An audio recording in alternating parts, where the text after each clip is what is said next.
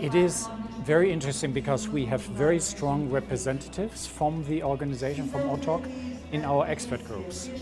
And they are delivering very valuable and very profound work, which adds a lot to our profession and to our work as a European federation. So it's very impressive.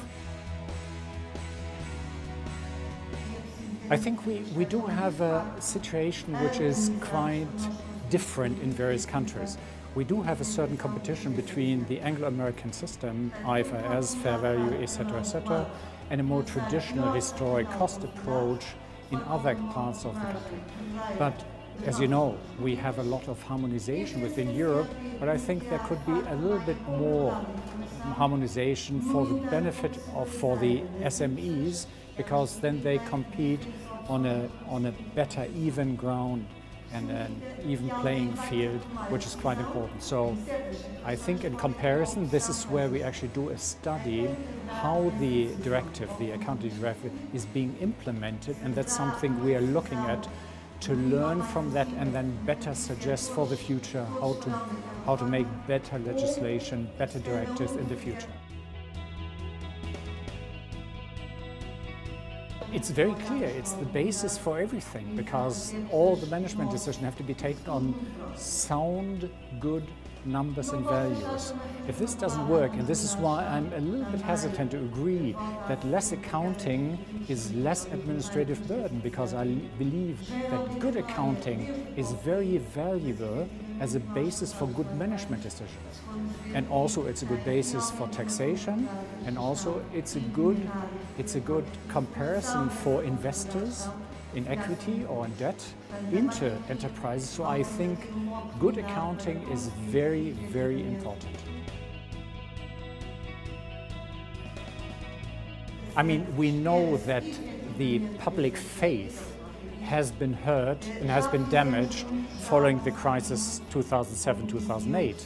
However, because there was little leadway, little indication that there would be so many failures. On the other hand, we had frauds before, and I think the profession itself was trying to cope with this.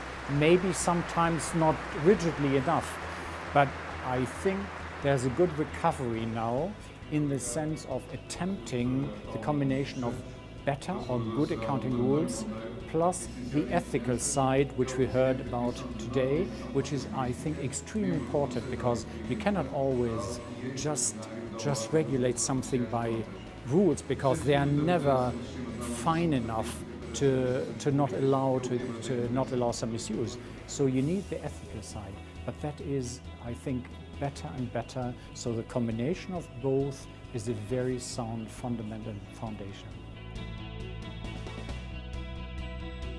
It is, that's very difficult, because fraud in itself is very difficult to detect.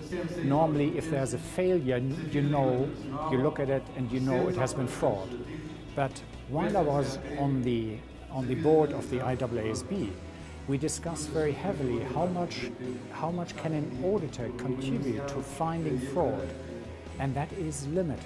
However, there should be no excuse. If there's fraud, it should be detected, or there should be a very, very severe attempt to detect it. But we all know, if it's done cleverly, if it's done with a lot of intelligence and the criminal energy, it's very hard to detect. But this doesn't say there's an excuse. This doesn't say we should not try. We have to try very hard.